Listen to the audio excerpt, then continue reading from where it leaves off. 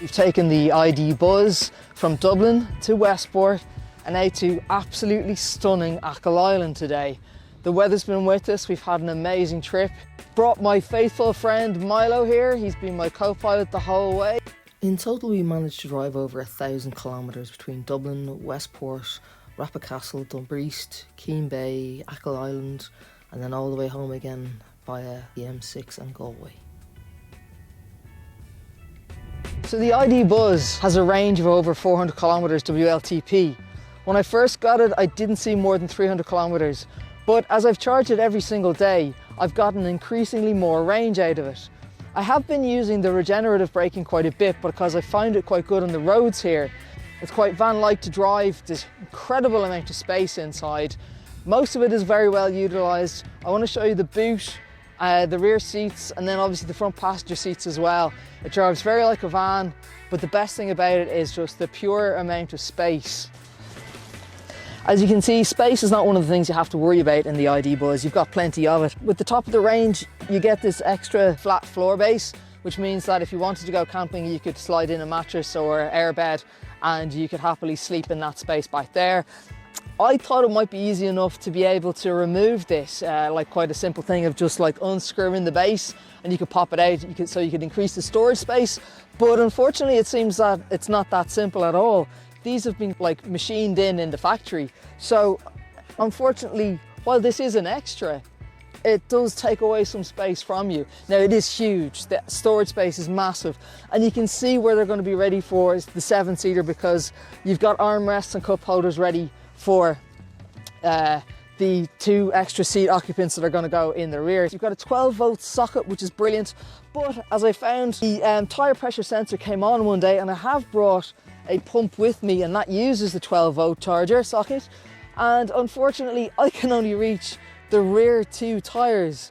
There is no 12 volt in the cabin as far as I can see. There are plenty of USB-C ports, but no 12 volt charger in the front, and therefore I'm unable to pump the tyres, which is a little bit of a shame, but obviously it's probably more meant for cooling boxes and things like that for camping, pumping up your airbed and such. You can lift this up, it's where all your cables go. You've got your 3-pin charger there and your CCS there, but it's solid. That's machined in. I'm sure there's a way to remove it, but it's not simple.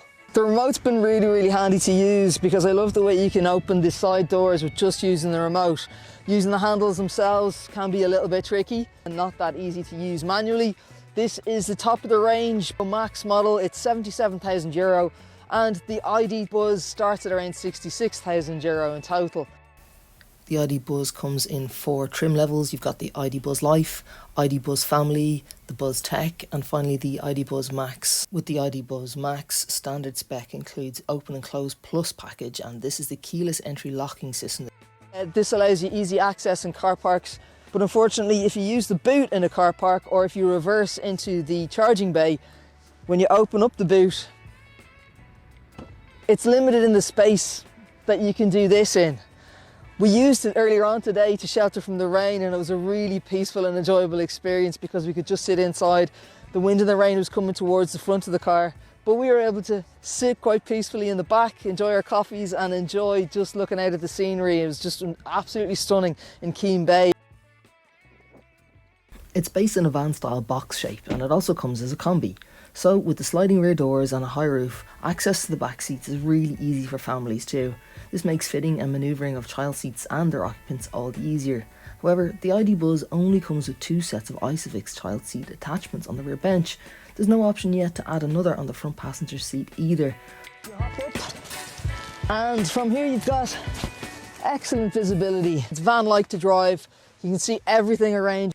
The seats are comfortable, but the lightness of them, I've noticed, I haven't worn blue jeans, but definitely someone was wearing blue jeans, blue denim jeans, and you can see the markings on the light coloured seats already.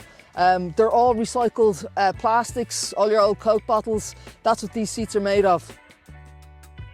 2 screens in front of you. I've been using my phone the whole time for Google Maps, which has been brilliant.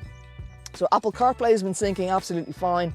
I've been using it in eco mode and regenerative mode, and usually I find regenerative mode quite tiring, But this time it's quite enjoyable to use because it's perfectly suited to these roads. When I get out of the motorway, I'll probably stick it back into D and just take cruise control. As for the motorway, when you do stick it into cruise control, I have noticed it's been confused with the signage. Unfortunately, coming into a town or village on the B roads, it says 60 kilometers ahead. So you're not yet in the 60 kilometer zone, but it sees the sign and it slows down straight away, which is, you have to then get back manual control, and the cars behind are a little bit confused as to what's going on. Lane assist is quite good, it's not too interfering, and everything is very simple and easy to use. The voice command system does come on every now and again, which is a little bit frustrating, but that's the only issue we've had with the infotainment system. I'm going to close that rear left door because it's a little bit breezy, and I can do that using the remote control.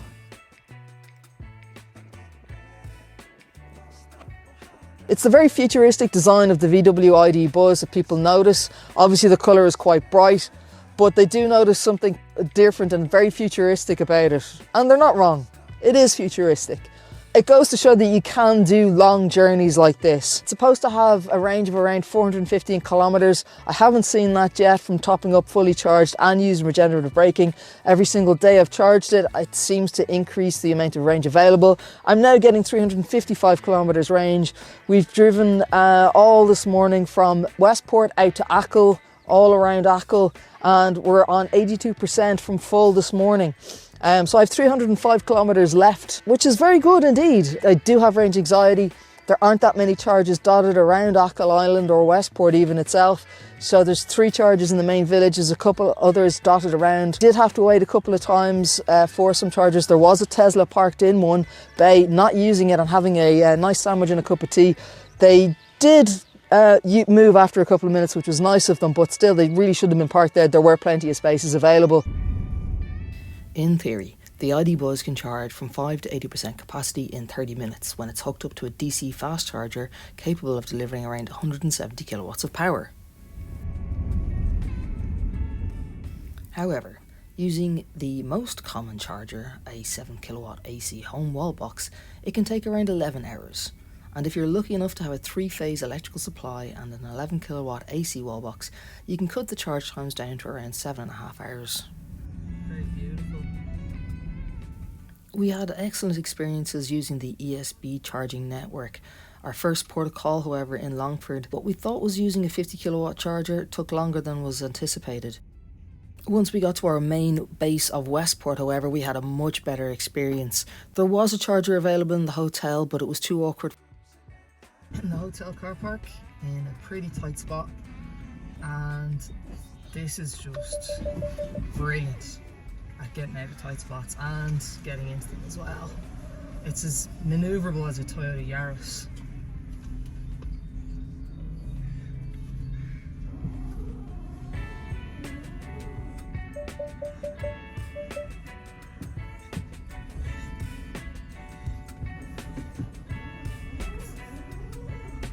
This is a really tight turn and it very, very easily handles it. It's brilliant.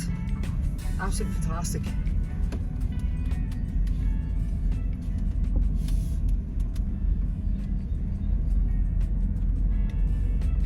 There's smaller cars that wouldn't do as good a job.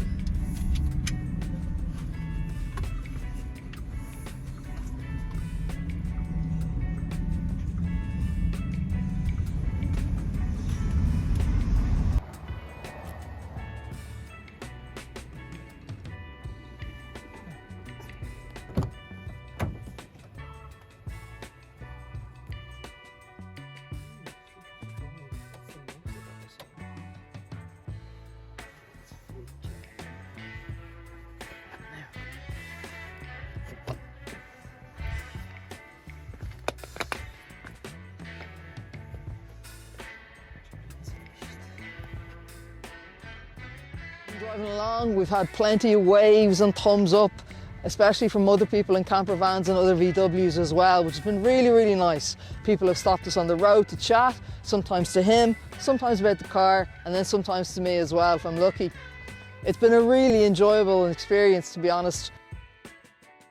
And while we feel we've made the most of our time with the ID Buzz, taking it on a 1,000 kilometre round trip out to the west of Ireland, it does feel as if we did have to charge it every single day, just so that we wouldn't be stuck either from having to charge the car for extended periods of time at public charge points or from having to restrict our travels the following day.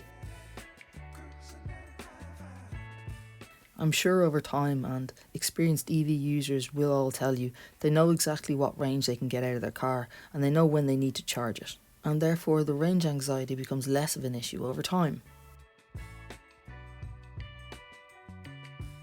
The ID Buzz makes an excellent travelling companion with a brilliant driving experience and reasonable range per charge. It isn't cheap, and its only real limitations are that you can't yet get it in 7 seats, and the availability of charging stations along your way.